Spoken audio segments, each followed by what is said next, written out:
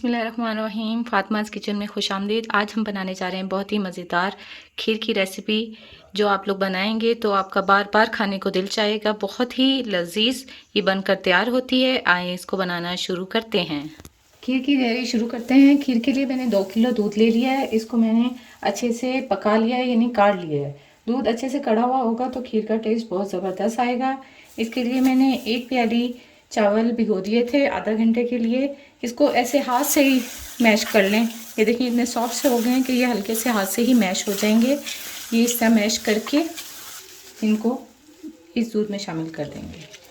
चावल डालने के बाद इसको उबाल आने तक हल्का हल्का हिलाते रहें और साथ ही इसमें शामिल कर देंगे हम 2 से 3 पिसी हुई, मैंने इसको दरदरा सा कूट लिया है, इलायची, सब्ज़ इलायची इसको शामिल कर दूंगी।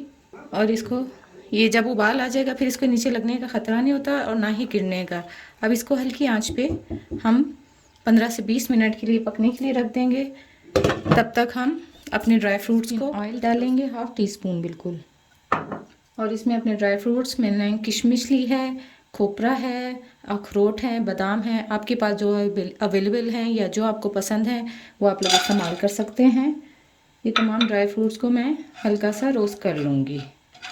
इससे ये फ़ायदा होता है कि इससे बहुत ही क्रंची हो जाते हैं एक तो ड्राई फ्रूट, और इनका जो टेस्ट है वो बहुत दुबाला हो जाता है। बहुत मज़े का टेस्ट आता है इस तरह से इसका खीर में। ये देखिए हल्के से ये रोस्ट हो गए हैं, इनका कलर चेंज हो गया है। अब हम इसको निकाल लेते हैं। खीर हमारी पकने के लिए खीर हमारी रेडी हो रही है। ड्राई फ्रूट्स हमने रोस्ट कर लिए हैं। अभी हम एक कढ़ाई ले ली है, इसमें हम 1 प्याली चीनी डाल देंगे और इसको हल्की आंच पे ऐसे पकाएंगे।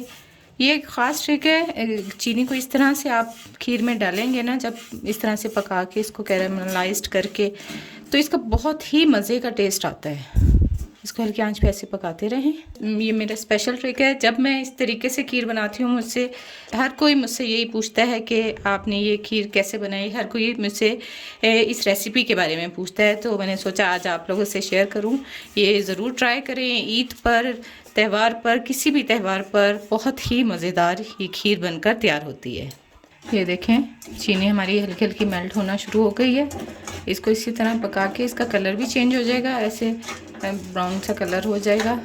इसमें थोड़ा सा पानी शामिल कर लें ताकि अच्छे से पक जाए। फिर इसको इसी तरह हल्की आंच पे हम चीनी को पकाएंगे। ये देखें चीनी का कितना अच्छा सा ये पेस्ट बन गया है और कलर। इसको इस तरह से खीर में डालने से खीर का कलर बहुत प्यारा आता है और जायका भी बहुत मज़े का आता है। आप लोग ज़रूर ट्राई करें। ये अच्छे से फुल मेल्ट हो जाए तो इसको हम खीर में शामिल कर देंगे। ये देखें बिल्कुल बैटर तैयार है। इसको अब हम खीर में शामिल कर देते हैं। देखें कितना स्मूथ सा है। खीर को हमने 25 से 30 मिनट के लिए पका लिया। आप देखें ये गाढ़ी भी हो गई है। अब इसमें हम ये अपना जो पेस्ट बनाया है चीनी का ये शामिल कर देंगे और इससे बहुत प्यारा सा कलर आता है खीर का और बहुत मज़े का टेस्ट आता है।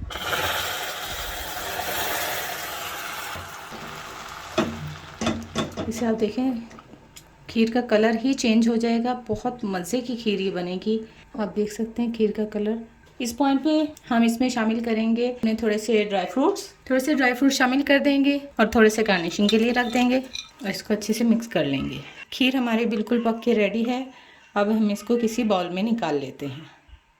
खीर हमारी बनकर बिल्कुल तैयार है। इसको हमने आधे घंटे के लिए फ्रिज में रख दिया था। ये ठंडी हो गई है।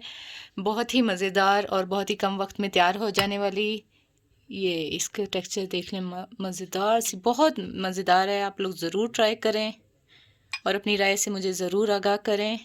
अगर वीडियोस अच्छी लग रही हैं तो चैनल को सब्सक्राइब करना मत भूलें। ये देखें माशाल्लाह से। दुआ में शामिल रखिए। अल्लाह हाफिज़।